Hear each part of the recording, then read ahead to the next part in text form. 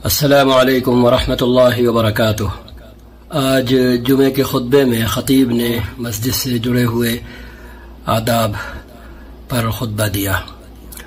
ہم سب جانتے ہیں مسجد کی اہمیت بھی اور مسجد کی فضیلت بھی، لیکن مسجد سے جڑے جو آداب ہیں ان میں ہم سے کوتاہی ہوتی ہے، بلکہ کوتاہیاں ہوتی ہیں۔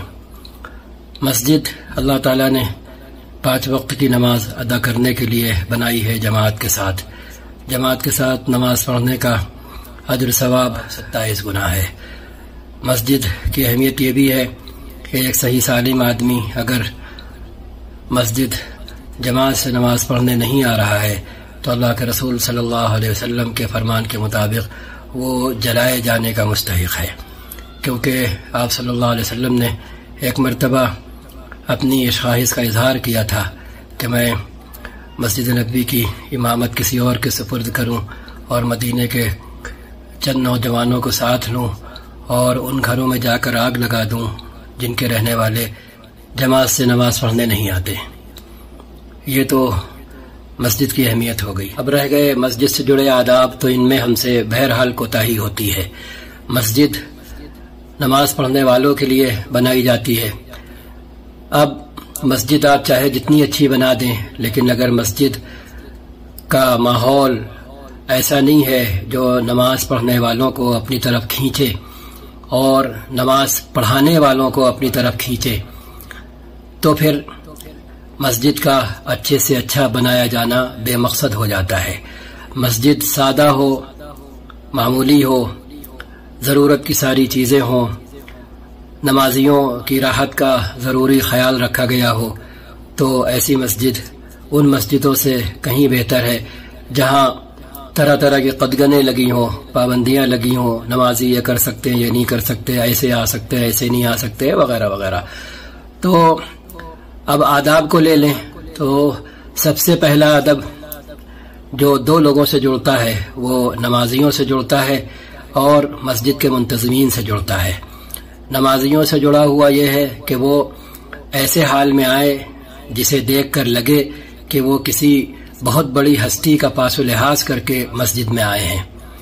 منتظمین سے جڑی بات یہ ہے کہ ان کے کردار سے، ان کے اطوار سے، ان کی گفتار سے یہ لگے کہ وہ مسجد کے خادم ہیں، یہ نہ لگے کہ وہ امام پر حکمرانی کر رہے ہیں، نماز پڑھنے آنے والوں پر حکمرانی کر رہے ہیں، مسجد کے اندر کام کرنے والوں پر حکمرانی کر رہے ہیں۔ یہ بھی مسجد کا ادب ہے۔ اگر ہم مسجد کے منتظمین ہونے کے ناطے مسجد کی ضرورتوں کا خیال رکھیں، نمازیوں کا خیال رکھیں اور سب سے بڑھ کر امام کا خیال رکھیں، یہ سب سے بڑی ضرورت ہے۔ مؤذن کا خیال رکھیں، ایسا مؤذن لائیں جس کی اذان دلوں کو موہ لے، دلوں کو اپنی طرف کھینچے، جس کی اذان کانوں کو بھلی لگے۔ تو ظاہر بات ہے جب اذان بھلی لگے گی کانوں کو تو انسان اٹھ کر چلا بھی آئے گا۔ لیکن ہم اپنے یہاں کم سے کم جائزہ لے لیں، شہروں کو چھوڑ کر جہاں کچھ مدرسے موجود ہوتے ہیں اور وہاں کے پڑھنے والے مسجدوں میں امامت کرتے ہیں، ایسی جگہوں کو چھوڑ کے تھوڑا باہر نکلیں تو ہمیں پتہ چلے گا کہ کیسی کیسی آوازیں اذان کے نام پر سننے کو ملتی ہیں۔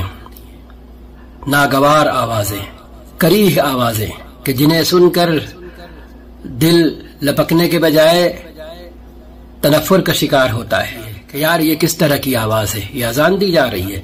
تو منتظمین کا پہلا کام یہ ہے وہ مسجد کی آمدنی، مسجد کے وسائل تلاش کر کے بڑھانے کی جستجو کریں۔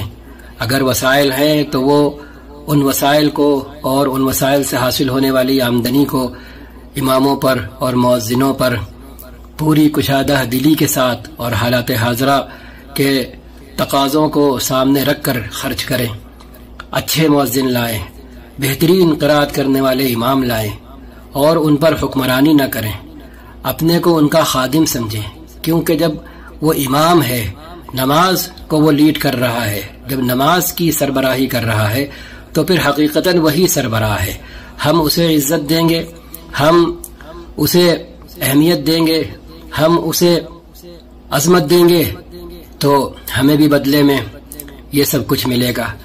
ہم امام بنا کر قدم قدم پر اس کی بے عزتی کریں گے، 2 سال تک اسے گھر نہیں جانے دیں گے. ابھی ماضی قریب میں چند مہینے پہلے معلوم ہوا صاحب کہ امام صاحب کی چھٹی ہی نہیں تھی، وہ گھر جا ہی نہیں سکتے کیونکہ وہ فرشتے ہوتے ہیں، وہ شادی کرنے کے باوجود بھی گھر نہیں جا سکتے. اب یہاں سے ایک صاحب گئے اور جب انہوں نے، وہ ان کی آبائی مسجد تھی، انہوں نے جب جا کر دیکھا کہ امام کا کیا حال ہے تو انہوں نے کہا کہ ہم مسئول ہیں، ہم ذمہ دار ہیں، آپ گھر جائیں. یہ حالت ہے. امام ایک زندہ میت ہی تو ہے، تبھی تو ہمارے یہاں جو رہائش کے نام پر، سکونت کے نام پر جو جگہ دی جاتی ہے، اب تو شاید کشادہ ہو گئی ہو، تو وہ قبر ہی جتنی تو ہوتی ہے. حجرہ امام کا نام ہی دے دیا گیا امام کا حجرہ، اس میں کتنی جگہ ہوتی ہے، کیا مسائل ہوتے ہیں. قبر میں تو پھر یا جنت حاصل ہو جاتی ہے یا جہنم. امام بیچارہ تو نہ مرتا ہے نہ جیتا ہے. تو قصہ مختصر یہ کہ مسجد کے منتظمین کی پہلی ذمہ داری ہے کہ وہ بہترین قرآن پڑھنے والا امام تلاش کر کے لائیں تاکہ نمازی مسجد کی طرف کھینچیں، تاکہ مسجد میں آنے والے نمازی مسجد میں 5 وقت کی نماز پڑھنے کے شہدائی بنے. بہترین مؤذن لائیں، اچھی سے اچھی اذان دینے والے، تاکہ ان کی آوازیں سن کر لوگ مسجد میں آنے والے بنے. یہ تو ہوا. یہ اب اس کے بعد مصلیوں کے آداب سے جو جڑی چیزیں ہیں، وہ اچھے کپڑے پہن کر آئیں، صاف ستھرے کپڑے پہن کر آئیں، اپنے کام سے، اپنے مشغلے سے ایسے ہی گندے سندے کپڑوں میں اٹھ کر مسجد میں نہ چلے آئیں.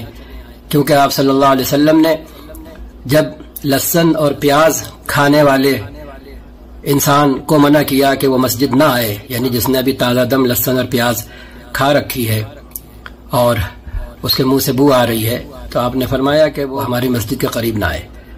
تو پھر بدبودار کپڑے، میلے کپڑے ایسے جن سے بو آ رہی ہے، کام والے کپڑے میکینکوں کے جیسے ہوتے ہیں کہ تیل کی بو آ رہی ہے اور طرح طرح کی بو آ رہی ہے، تو یہ مسجد کا ادب ہے کہ ہم کپڑے چینج کر کے آئیں. ہم اپنی دکان پر، اپنے کام کی جگہ پر ایک جوڑا، ایک ڈریس نماز کے نام پر لٹکائے رکھیں، تیار رکھیں کہ اذان ہو تو ہم کپڑے بدل لیں اور آئیں، جن سے نہ ہماری ناک تو عادی ہو جاتی ہے، انسان کی اپنی ناک تو اپنی بدبو سے عادی ہو جاتی ہے، لیکن دوسروں کو تکلیف ہوتی ہے، دوسروں کو تکلیف ہوتی ہے. بالکل حمام کی طرح، ٹوائلٹ کی طرح آدمی خود تو بیٹھا رہتا ہے، لیکن جب دوسرا جاتا ہے تو اسے دیکھیں، اگر اس کے اندر ایگزاسٹ نہیں لگا ہوا ہے، ایگزاسٹ فین نہیں لگا ہوا ہے، ہوا کا اور وینٹیلیشن کا انتظام نہیں ہے ٹھیک ٹھاک، تو دوسرے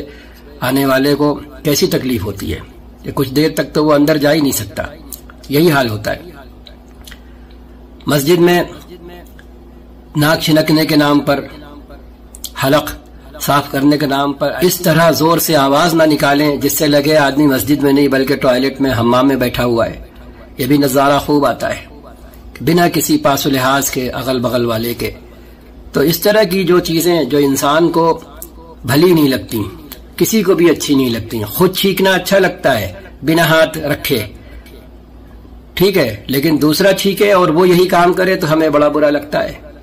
خود ہم ناک چھنکتے وقت زوردار آواز نکالیں ہمیں محسوس نہیں ہوتا، لیکن دوسرا کرے ہماری پیشانی پہ بل پڑ جاتے ہیں. تو یہ سب ہے. اسی طرح مسجد اذان سنتے ہی آنے کی کوشش کریں، مسجد کی صفائی کا، ستھرائی کا انتظام کریں، بالکل ایسے جیسے ہم اپنے گھر کا انتظام کرتے ہیں. اگر سلیقے والے ہوتے ہیں، سگھڑ ہوتے ہیں، ہمیں سلیقہ ہوتا ہے تو ہم اپنے گھر کا بھی انتظام کرتے ہیں کہ گھر ہمیں خود اچھا دکھے. یہ نہیں کہ مہمانوں کے نام پر صاف کر دیا، اٹھا کے سب ایک بکسے میں، ایک الماری میں بھر دیا، اس کے بعد جب مہمان چلے گئے تو پھر اپنے گھر اجڑا پڑا ہے. ایسا نہیں. السلام علیکم ورحمۃ اللہ وبرکاتہ.